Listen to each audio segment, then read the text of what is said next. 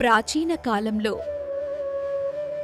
శివశక్తుల ఏకత్వానికి ప్రతిరూపం సతీదేవి. సతీదేవి తండ్రి దక్షుడు గొప్ప యజ్ఞం నిర్వహించాడు. కాని భగవాన్ శివుడిని ఆహ్వానించలేదు. దూరం నుంచి చూసిన సతీ తన భర్తపై వచ్చిన అవమానం తట్టుకోలేక యజ్ఞశాలకు చేరుకుంది. నీ శివుడు ఒక పిచ్చివాడు, దిగంబరుడు. శ్మశానవాసి అయిన అతడు ఈ యజ్ఞానికి అనర్హుడు. అక్కడ దక్షుడు శివుడిని ఎగతాళి చేస్తూ మాట్లాడిన ప్రతి మాట సతీ హృదయాన్ని భగ్గుమంది చేసింది.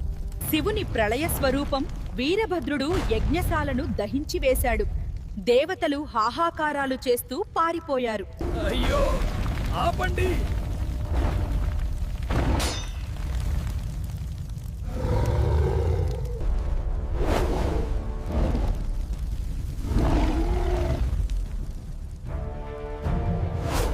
శివుని క్రోధం పరాకాష్ఠకు చేరుకుంది.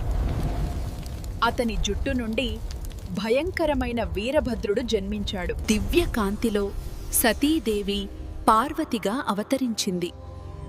ఓం నమః శివాయ.